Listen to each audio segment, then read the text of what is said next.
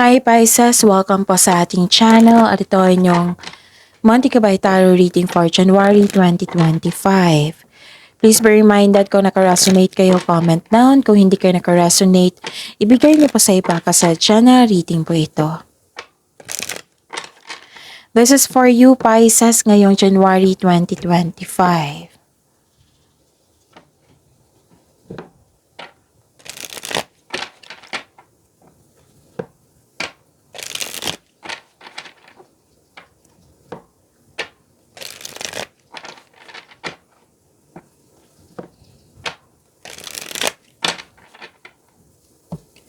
This is for you Pisces ngayong January 2025. Maraming salamat po sa inyong patuloy na tiwala, suporta sa ating channel. At maraming salamat din po sa mga hindi nag-skip ng ads. Gamitin ang reading na ito bilang gabay lamang. Sa mga hindi pa nag-subscribe, subscribe na po kayo at click bell notification para malaman nyo na may bago tayong video. Para sa mga gustong magpa-reading po, may lumabas dyan sa screen nyo ngayon. Panoorin nyo po, sundin ang instruction. Calling the attention sa mga suki ko dito na Pisces. Open na po ang inyong Monthly Kabay Tarot Reading for January 2025. May 6 months from now reading tayo at love life reading po. So message me Pisces for schedule. Maraming salamat po. Spirits Guide, mga ganap po ngayong January 2025 para po kay Pisces.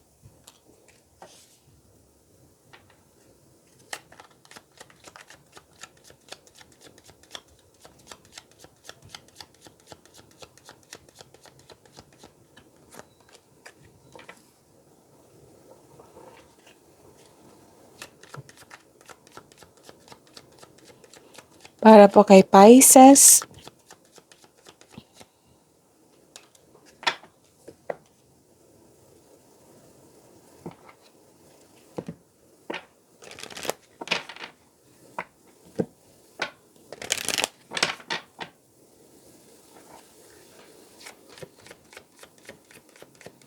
Spirits Guide, mga mensahe po para kay Pisces ngayong January 2025.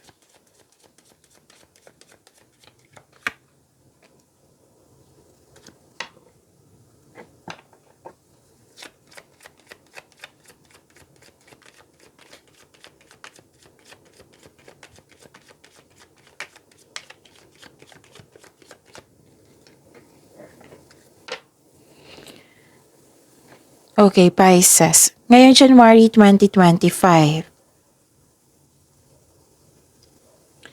Nakita ko dito na malakas ang inyong intuition. Mas lumawak yung ambisyon mo sa buhay, nag-update kayo sa goal niyo sa buhay, kung saan na kayo. Nakita ko rin dito na sa lakas ng inyong intuition, nalaman mo na may taong hindi totoo sa iyo. At may dumating na bisita. May dumating na bisita na nagbigay ng news or information na nabibigyan mo siya ng agarang aksyon or reaction. Pwede din tinawagan ka nito. Pwede din na nag-message siya sa'yo. So, yun. At saka may dumating na opportunity po. Actually, dalawang card na nagsabi dito na may dumating na opportunity dito. Pisces. May dumating na opportunity sa inyo na kailangan yung pumili, kailangan yung magdesisyon. Okay, so yun, Pisces. So this is new beginnings, begin your new life. So be ready kasi may pagbabago po and seek knowledge.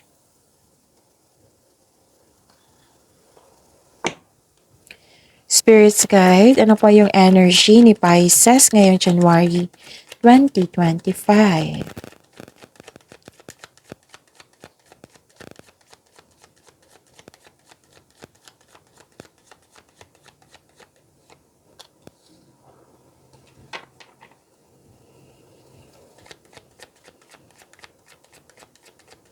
And the clarification of this card po.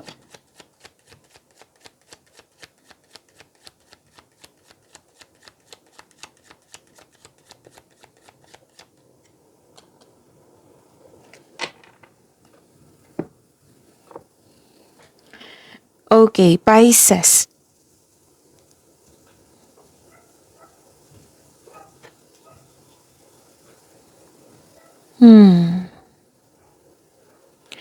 Pisces ngayong, okay.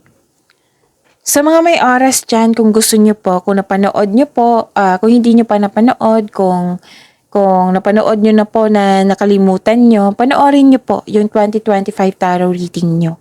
Uploaded noong December 16, 2024. Hanapin nyo po sa channel natin. Scroll down nyo lang po hanggang sa makita nyo po yung 2025 tarot reading para po kay Pisces. Actually, 12 months gabay tarot reading po iyan. Okay, so that is sa every month may love reading, bawat buwan ha, may love reading, may career and money reading. So, check nyo po. Panoorin nyo po kung gusto nyo po. Kung may narinig or may nakita kayong repeating message, meaning to say, pinupush ng cards nyo yan, kasi ang ilan sa inyo hindi pa binigyan ng atensyon. Na kung maaari din po, bigyan nyo po ng solusyon at aksyon. Remember Pisces? Okay? At the end of the day, alam mo na ikaw lang taong may kakayahan at responsable na gumawa na sarili mong katotohanan at kinabukasan. Okay? So, yun. Ano yung energy ni Pisces?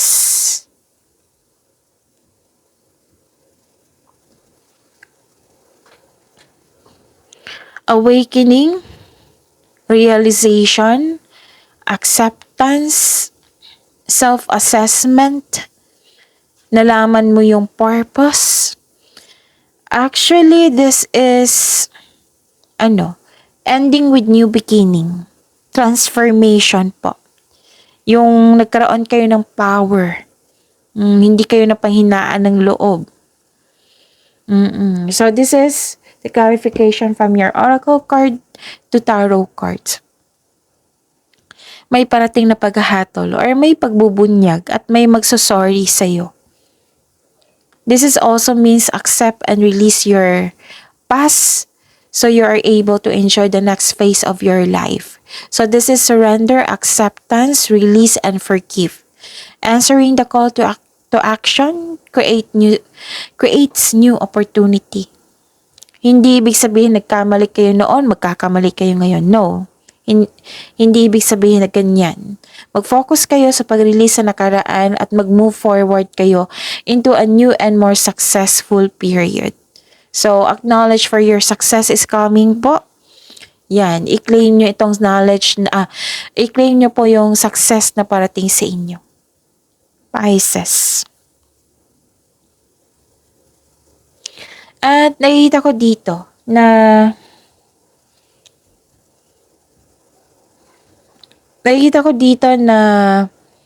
sobra kayong focus sa wealth and possession. Meaning to say, sobrang focus sa trabaho. Kaya nagkaroon ka ng insecurity na wala ka ng time sa inyong sarili at sa pamilya. Kaya ang advice ng card nyo po dito na kailangan nyo pong mag-focus sa emotional and mental stability. You need to relax and listen to your intuition. Okay? So, yun. At saka may concern dito. So, pay attention sa inyong money. Kasi may nakita kong materialism dito. Pwedeng ikaw ito, pwedeng concern mo sa isang tao na sobra sa material na bagay or sobra sa trabaho.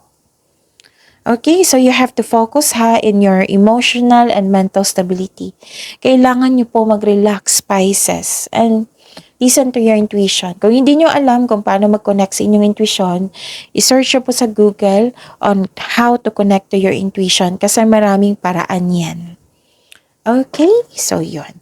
Spirit's Guide, Career and Money po ni Pisces ngayong January 2025.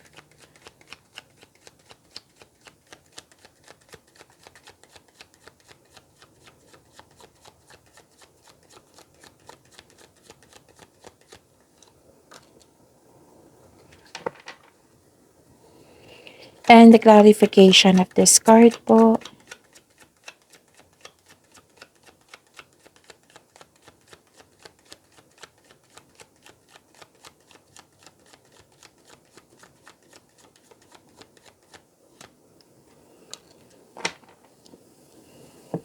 Okay, sa inyong career and money. Mhm. You're walking away. Nag-move forward kayo. This is movement ha. Action.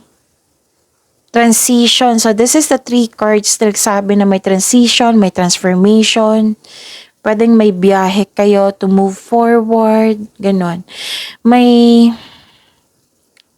ready ka nang iwan yung kasalukuyang trabaho mo na gusto mong magkaroon ng growth and expansion.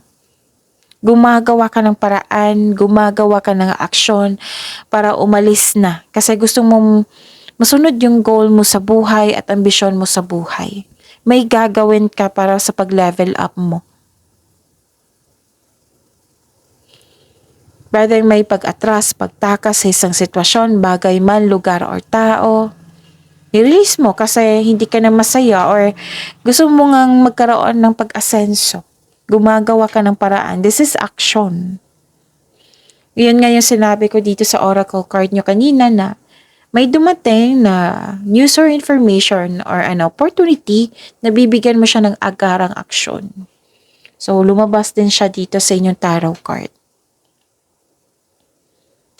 Okay? So, this is freedom. Gumagawa ka ng paraan. Yung binigyan mo ng laya yung sarili mo. Malaya ka. Yun. And nakita ko rin dito na nagkaroon po ng impulsiveness, sense of adventure also. Wow. Okay. May job offer or opportunity na parating na excited ka. And this is na reignite yung passion mo for what you do. Reignite your passion for what you do. Okay? So this is opportunity. Lumabas siya dito sa oracle card nyo at dito rin. At bibigyan mo siya ng agarang action kasi you are excited. Eto. Kaya ka nag-move forward. Kaya ka nagkaroon ng transition. Kasi may dumating na offer or opportunity. Please know, Pisces, be ready kasi nakita ko dito na sobrang busy mo. So, ang sabi ng card dito, sobrang busy mo ngayon, this card asks you to prioritize your task na may time management. Okay, so be ready ha kasi kitang-kita ko na sobrang busy mo. Just make sure you can deliver on your promises. Time management po ay kailangan para hindi kayo ma-burnout po. Actually, happy ka dito. Diba, nagkaroon ng ending. Lumayo ka or umiwas ka. And you are happy here. Sa after nitong paggawa mo ng aksyon. You are happy here. May good news po na parating. So this news na lumabas dito sa oracle card nyo, that is the confirmation of your tarot card here, that is good news. So huwag kayong mag-alala kasi good news po ito. Pwedeng tinawagan ka nga or direct sinabi sa iyo. Nagbisita siya sa iyo tapos sinabihan ka. Pwedeng ganun. Pwede din tinawagan ka nito or nagpadala sa iyo ng mensahe. Actually, may nakita ko ditong tutulungan mo. Pwedeng ikaw to. Pwedeng bata pa sa inyo na tutulungan mo siya. Nag-uusap. Pwedeng kapatid mo ito, busog kapatid, basta bata pa sa iyo or isang anak na pwede din kayo ito na tutulungan mo yung sarili mo para sa paglago. Pwede din sa isang bata pa sa inyo na tutulungan mo siya para makamit niya yung ambisyon sa buhay. Kusa to eh. Gusto mo talagang tulungan. Yan yung nakikita ko dito. So, claim these opportunities. Kailangan mo lang mag-isip ng mabuti dito. Okay? Spirits Guide, Love Life, Self-Love, Partnership, and Romance ni Pisces ngayong January 2025.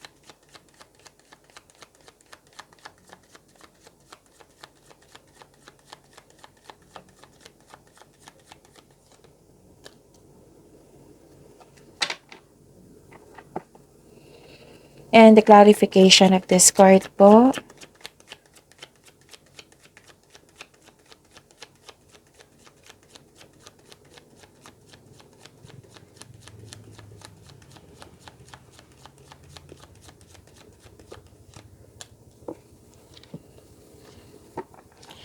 Maraming salamat po sa patuloy na tiwala at suporta sa ating channel. At maraming salamat din po sa mga hindi nag-skip ng ads. Okay.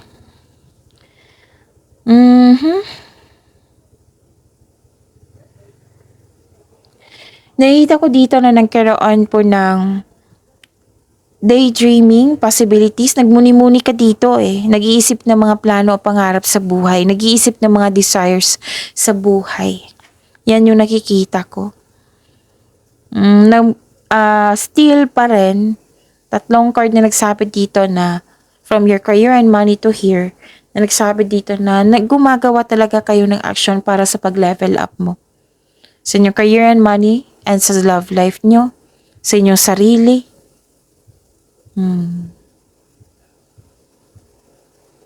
So, sa mga single dyan, marami kang manliligaw. Marami kang choices. Iniisip mo yung right person para sa iyo, na ang siyang may genuine na love sa iyo. Mag-ingat lang po kayo sa sobrang pag-iisip. Baka ito ay maghahatid ng pagkakalito. Malilito ka na sa sobrang pag-iisip. So mag-ingat lang sa sobrang pag-iisip. Okay? So, yun. Sa mga relasyon sa buhay mag-asawa, so this is temptation. Kahit may partner kayo, may nagpapahiwatig pa rin sa inyo ng interes. Mag-ingat at pagbalansa ay kailangan dito para maiwasan ito ng maaga. Pwedeng concern mo ito sa iyo, pwedeng concern mo ito sa isang tao, sa partner mo. Okay? So this is temptation ha. So umiwas talaga, lalo na sa mga committed dito. Kasi stress yan, hindi yan inspiration. Yan yung lagi kong sinasabi sa mga committed dito na may temptation. Nako, stress yan. Stress po yan. Huwag kayong magpa-stress. Huwag niyong piliin yung magbibigay ng stress sa inyo. Piliin niyo po yung peace of mind. Masarap yung totoong magmahal. Diba? So, yun. Pay attention. Okay? Okay. Pwede din nagpaplano kayo dito. Basta more on planning na may kasamang action. Okay? Plano. Pagmuni-muni. Contemplation po. Ano pa?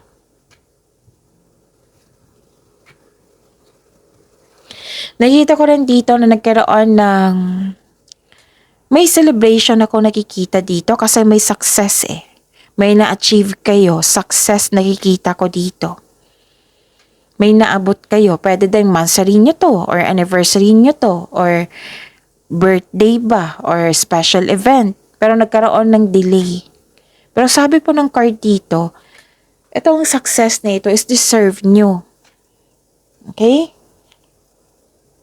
Tapos, pwedeng nagkaroon ng delay kasi pwedeng pagod kayo kasi nakita ko naman dito na pagod kayo tapos pwedeng nagpahinga kayo tapos balik kayo. Basta pag-isipan nyo ng mabuti na yung i-celebrate nyo. Kahit nagkaroon ng delay sa celebration, i-celebrate nyo pa rin. Kasi it can give you positive energy flow na kakabuti to sa iyo. And give acknowledge. Acknowledge po, magbigay pasalamat sa ating Panginoon sa lahat ng blessings na nabigay niya sa iyo. Sa life nyo, sa blessings na binigay sa inyo. Okay? At pagbutihin nyo po daw sa paggawa ng plano or desisyon. Kasi may nakita kong sisi dito eh. So, pagbutihin nyo sa paggawa ng desisyon or sa plano. Kasi nag-iisip ka din dito, parang pipili ka, diba? Lalo na sa maliligaw. Okay? Baka nagkaroon ng delay kasi hindi ka makapili. Actually, may end of cycle dito kanina pa to eh. Kasi may new beginning, right? So, yun. And some of you, hindi ka ready sa changes. So, be ready. Trust na itong pagbabago na ito ay makakabuti sa iyo. Okay? So, pagyamanin niyo po yung blessings sa binigay sa inyo, Pisces. See you tomorrow. Please like, subscribe, and click the button for notification para updated po kayo sa daily tarot reading natin. Maraming salamat.